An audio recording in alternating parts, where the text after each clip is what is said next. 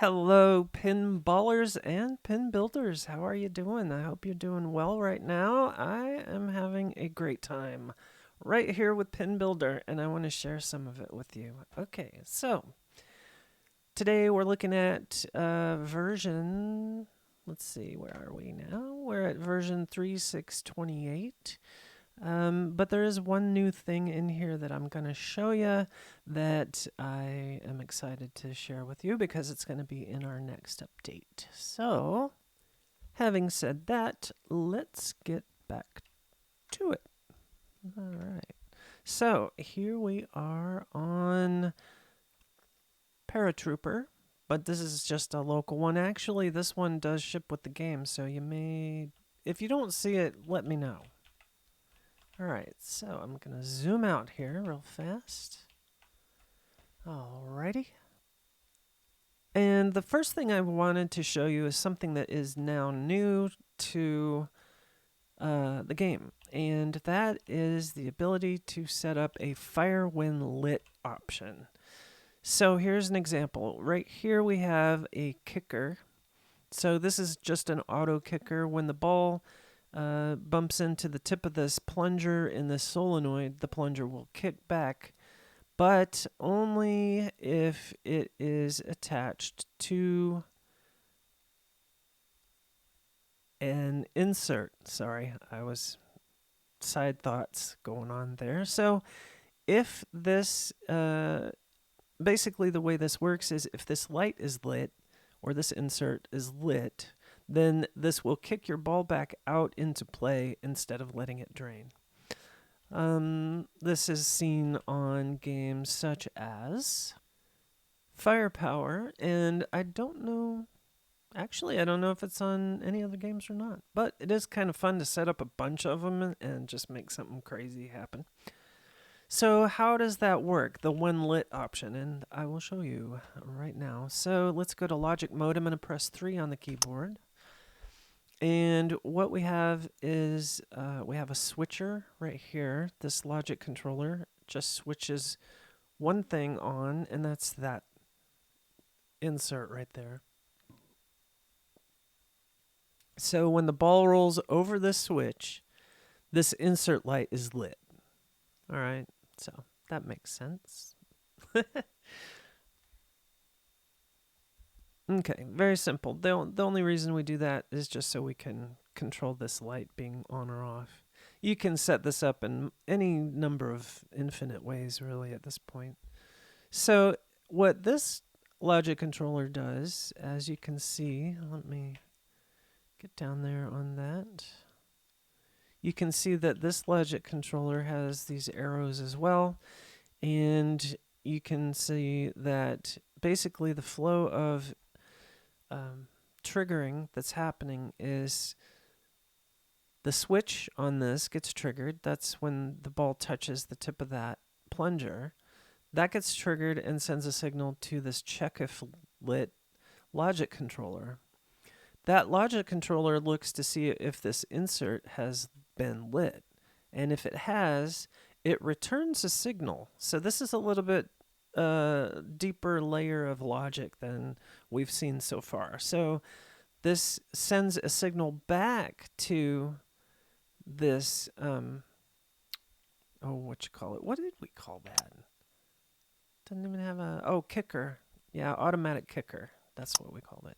So it sends a signal back to the kicker. So basically the kicker is inquiring with this logic controller, hey, is that thing lit? And the controller checks that and says, yeah, it's lit. And then this says, okay, and it kicks. That's what's happening. Ball touches this, this asks that, this checks this responds to that, and this kicks the ball back. So that's how that works. So your logic controller, what you want to do is using the left shift key and then the left mouse button, click on the object that you want to check if it's lit. And when that is an arrow to it, then it is definitely lit. Or not lit. It is the one that's going to be checked. So, yeah, that makes much more sense. Okay, so anyways, what you want to do is you want to go here and you want to select Fire When Lit. And then you want to just, I guess you know, we haven't really experimented with any of these others being as an option for this. Typically it's just points only, but you could probably just leave this blank, because all that's going to do is say, hey, it has this or these, have they been lit?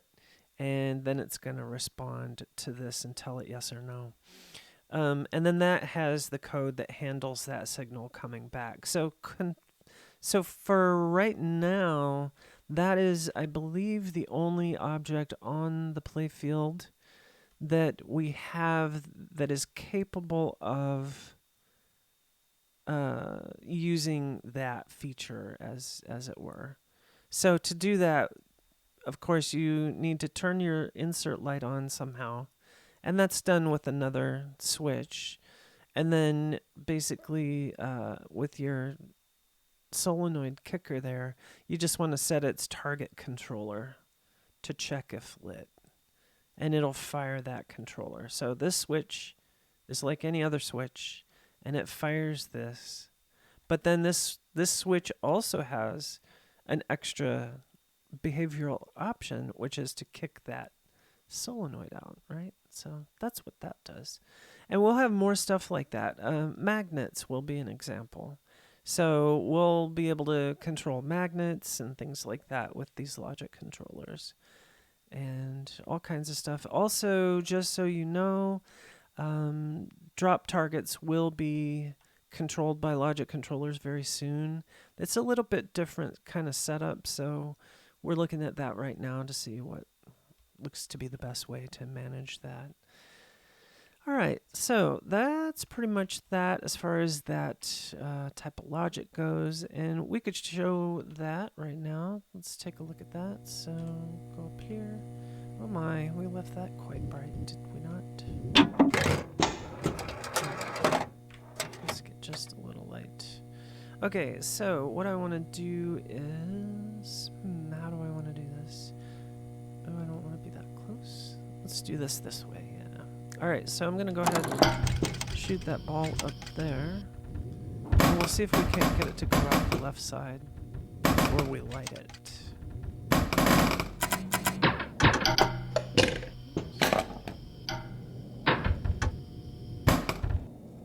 Yeah. Alright, so you see the ball got lost down the drain. So now I want to make sure that I light that. So I'm just going to spawn a ball right over there above the switch that lights that insert. So I'm going to count down to 0 and drop that, and then we'll work to get one over there and we'll see it get kicked back.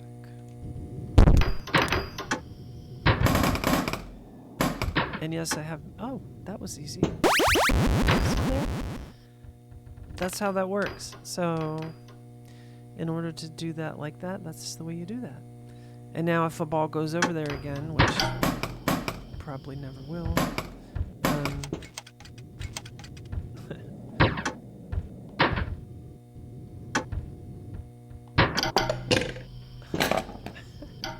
I don't know, this is just so much fun. I just love tinkering around in here.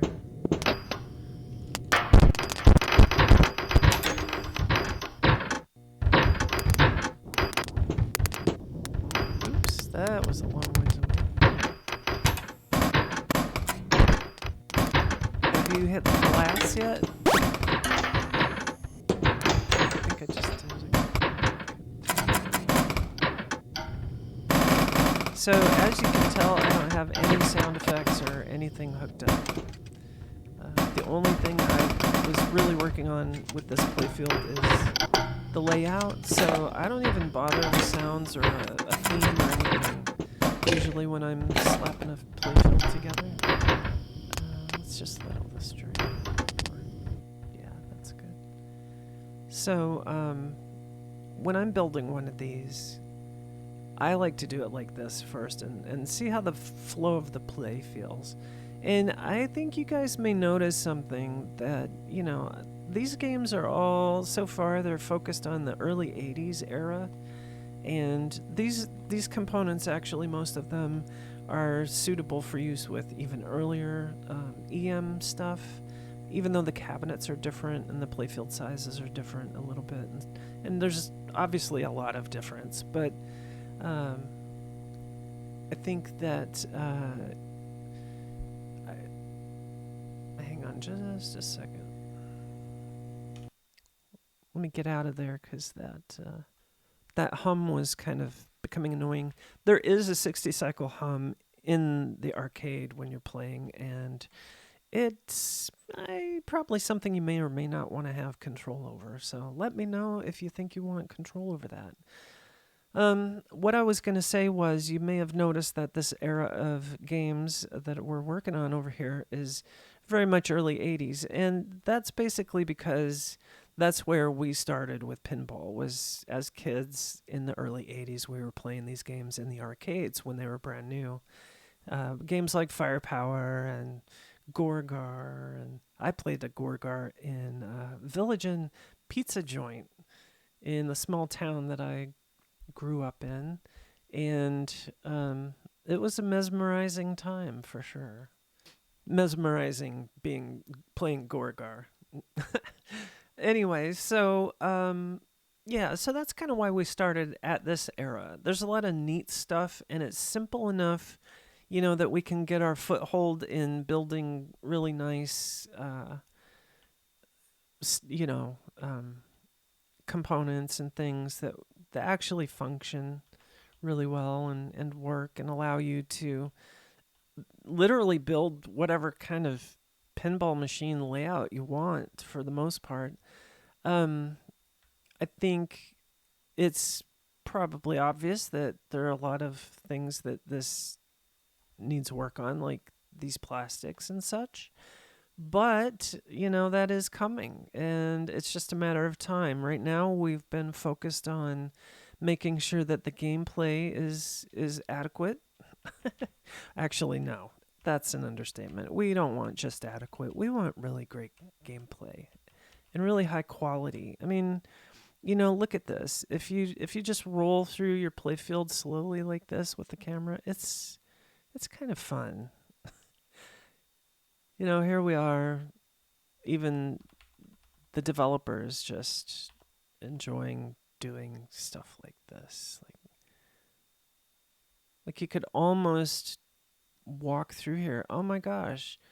I personally am a big first-person shooter fan, and I think it would be awesome to play some sort of an FPS in this level, like as if you were the size of the height of this right here. Like, oh, look at that. Can we climb up on that? No, probably not. Well, I'd make a Counter-Strike level out of this, or something, maybe Call of Duty or whatever. Uh-oh. Uh-oh. No. Yeah, so anyway, sorry. I'm just enjoying myself here. This is fun. I just really do love this. And you can do so much. Oh, yeah. And here, I forgot. I totally forgot what I was going to show you guys. Today, we added something new that'll be in the next update. And you might have seen it already if you've noticed this icon right here. It's a lamp. Boop. It's a little spotlight. So, yeah. So you can put this... Let's get down here. You can put this little spotlight wherever you want. Yes, it is currently just limited to just this plane right here, the playfield plane. But somebody recently mentioned that they would like the ability to move things in the vertical axis, which in Unreal Engine is the Z axis. And so we're looking at that. We are definitely going to have a second playfield level at some point here pretty soon, hopefully soon. Anyway, this is something that you can rotate. Boopity boopity boop. And you can place it wherever you want. It is dynamically lit, so you probably won't want to place too many of these in your game if you want to focus on performance. But let's get up here where we can see the shadows a little better. And if you move it around, you see that it has dynamic shadows, so when balls roll past it, it'll affect them, and you can set this up for weird effects, you know. And we can change the color. Oops. So, whoa, no, dang it. That's not what I wanted. All right, let's do this way. All right. So we can change the color. And let's just say whatever. That's pretty. All right. We'll apply that, and you'll see that this says brightness multiplier, so you can use that to set a brightness if you feel like making it blindingly bright. You can. And then once those things are set, oops, let me get that back. Oh, goodness. Yeah, we all have problems with grabbing items on the playfield from time to time. This is why I often save and save and save. So I'll hit save, and then I will, if I mess something up too much, I'll just go to play mode and undo it. So these look kind of neat. Let's see. Wherever you want, you can put them. And put it like that. We can make it really... Oops. Come on now. I think we need to crank that sucker up. Yeah. And then if we go into play mode, we can go over here and we can see that does not look the same. It doesn't look the same. Looks like we got some work to do on that. I think it's probably not... Oh, never mind. I know exactly what the problem is. And it's all right. Let's see. Let's try. Yeah, see there? See how it got brighter? That's the problem. It didn't take into account the multiplier. It's not. It's when we're spawning it into the game, it's not applying the multiplier. That's the problem. Okie dokie. Well, anyway, you get the idea. Of course, that will not be a problem once we get this thing done and in the game, which will be coming at you in the next round. I think this looks really neat over here. Let's cull that just slightly.